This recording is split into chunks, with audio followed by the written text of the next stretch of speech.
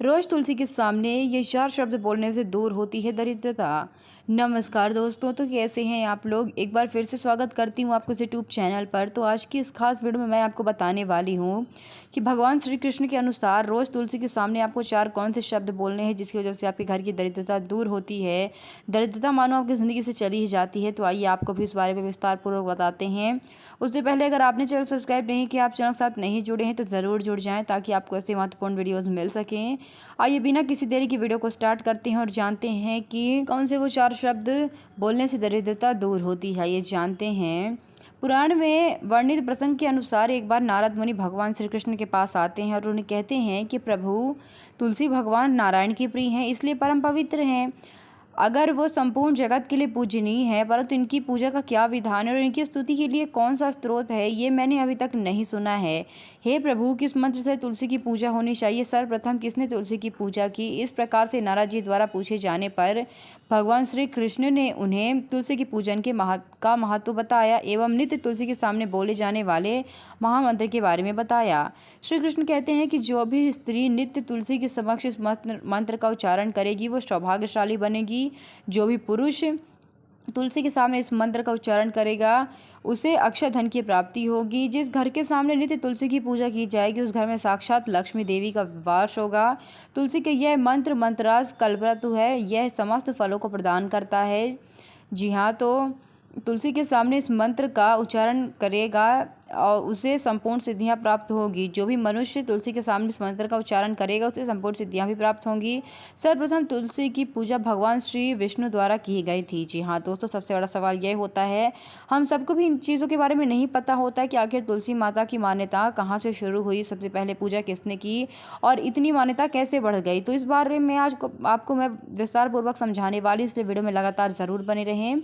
तो सबसे पहले तुलसी माँ की पूजा भगवान विष्णु द्वारा की गई थी। घी के दीपक, धूप, सिंदूर, चंदन, नैवेद्य एवं पुष्प आदि से भगवान श्री हरि ने तुलसी माता की पूजा की थी। श्री कृष्ण कहते हैं कि इस प्रकार से जो भी मनुष्य तुलसी का पूजन करेगा उसके सभी जन्मों के पाप नष्ट हो जाएंगे और वो व्यक्ति सुख समृद्धि को प्राप्त करेगा।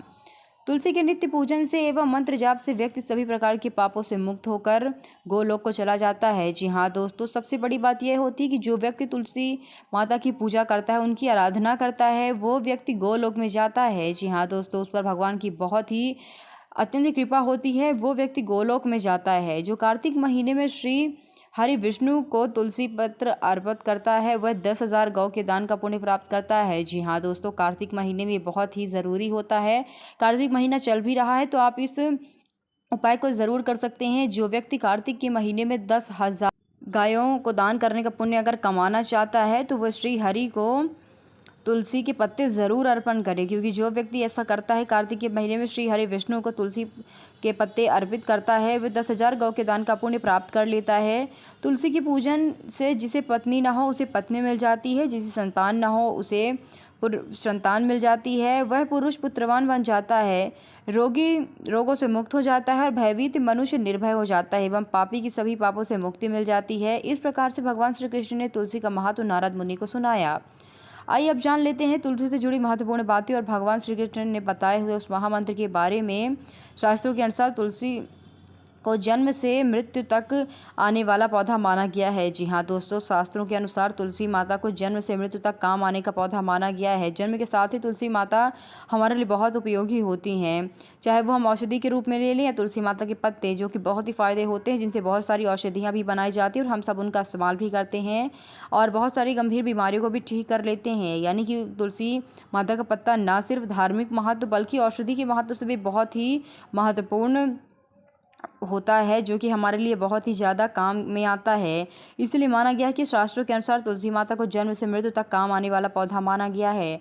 घर में तुलसी का पौधा होने से ही चारों ओर का वातावरण शुद्ध हो जाता है, यानी कि चारों ओर का वातावरण शुद्ध हो जाता है। जब तुलसी माता का पौधा आप घर पे लाते हैं तब तुलसी माता के पौधा के होने के मात्र से ही आपके चारों ओरों का वातावरण जो है वो शुद्ध हो जाता है और सकारात्मक ऊर्जा का संचार होने लगता है। जिस घर में तुलसी माता का पौधा होता है उस घर में पॉजिटिव एनर्जी आपको देखने को मिलती है, जिसकी वजह से एक सुकून आपको मिलेगा। तुलसी के पौधे न केवल घर की हवा को शुद्ध बनाते हैं बल्कि कई प्रकार के वास्तु दोष को भी नष्ट करते हैं। जी हाँ दोस्तों, धार्मिक महत्व तो है ही, साथ ही वास्तु दोष के हिसाब से भी तुलसी माता बहुत ही ज़्यादा लाभकारी हैं। तुलसी के पौधे न केवल घर की हवा को शुद्ध बनाते हैं बल्कि आपको ये कई प्रकार के वास्तु दोष से भी नष्ट करते हैं। वास्तु शास्त्र के अनुसार तुलसी का पौधा सही दिशा में होना अत्यंत आवश्यक है। यदि तुलसी के पौधे को सही दिशा में न लगाया जाए, यदि ये पौधा गलत दिशा में उपस्थित हो तो कई प्रकार के दोष भी निर्माण होते हैं। इसलिए कुछ चीज़ों का आपको ख्याल रखना चाहिए। और तुलसी का पौधा अगर धीरे धीरे सूखने भी लगता है, जिससे घर पर कई प्रकार के संकट खड़े हो जाते हैं, क्योंकि गलत दिशा में तुलसी का पौधा घर में नकारात्मकता फैलाता है, जिसके कारण आर्थिक हानि का भी सामना करना पड़ सकता है। तुलसी का पौधा सदैव ही पूर्व अथवा उत्तर दिशा में लगाना चाहिए। बहुत सारे लोग ये गलती कर देते हैं कि कहीं भी उठा के लगा देते हैं, लेकिन आपको ये गलती नहीं करनी है।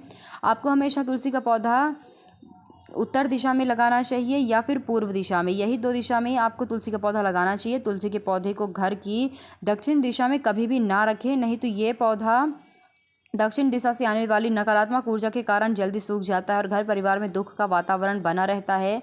इसलिए कभी भी तुलसी माता के पौधे को दक्षिण दिशा में बिल्कुल ना रखें, ये गलती आप ना करें। महिलाओं को ऐसी अवस्था में तुलसी को जल नहीं देना चाहिए। अक्सर महिलाएं स्नान करने के पश्चात अपने बालों को खुले रखकर ही तुलसी को जल देती हैं, लेकिन शास्त्रों में इसे सर्वथा अनुचित माना गया है। तुलसी को भगवान सदा सुहागन रहने का आशीर्वाद मिलता है। ऐसे में सौभाग्य में वृद्धि के लिए महिलाओं को अपने केस बांधकर मांग में सिंदूर भरकर ही तुलसी को जल अर्पण करना चाहिए। तुलसी को जल अर्पण करते समय इन महत्वपूर्ण बातों को ध्यान में आप अवश्य रखें। पहली बात, तुलसी के आसपास जूठन, जूते, चप्पल, झाड़ू या कचरा भूले से बिल्कुल भी ना रखें। दूसरा, इससे तुलसी का अपमान होता है। और दूसरी बात, जिस गमले में तुलसी का पौधा लगा हो उसमें अन्य पौधे बिल्कुल भी ना लगाएं। बहुत सारे लोग ये गलती करते हैं, लेकिन आपको ये गलती नहीं करनी है। तुलसी के पौधे को ही दूध मिला हुआ जल चढ़ाने से ही तुलसी सदा हरी भरी रहती है और घर में सुख समृद्धि बनी रहती है। कई बार लोग शाम के समय तुलसी के पास दीपक जलाते वक्त जल भी चढ़ाते हैं, लेकिन ऐसा करना शुभ माना जाता है। शाम के समय तुलसी को जल नहीं चढ़ाना चाहिए दोस्तों। बहुत सारे लोग अपनी मनमर्जी काम करने लगते हैं, लेकिन आपको यह अशुभ काम नहीं करना चाहिए और ना ही शाम के समय आपको तुलसी माता को स्पर्श करना चाहिए।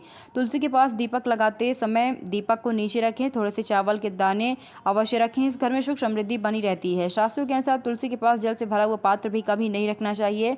तुलसी के पौधे को ऐसी जगह पर भूले से भी ना रखें जहाँ पे गंदगी हो। कई लोग अनजाने में तुलसी के पौधे को नाले के पास अथवा जिस स्थान पर कपड़े या बर्तन धो जाते हैं ऐसे स्थान पर रख देते हैं, जिसके कारण गंदा पानी तुलसी के पौधे पर गिरता है, जिससे तुलसी का पौधा सूख जाता है और इसे माँ तुलसी अपमान समझती हैं। इसलिए ऐसा बिल्कुल भी ना करें। पौधे को गंदगी से हमेशा दूर रखें, जहाँ पर हमेशा पवित्र वातावरण बना रहे वहाँ पर रखें। ऐसे स्थान पर तुलसी का पौधा होना चाहिए। आइए अब उस महामंत्र के बारे में जानते हैं जिसे प्रतिदिन आपको तुलसी माता के समक्ष बोलना चाहिए और उसका जाप करना चाहिए।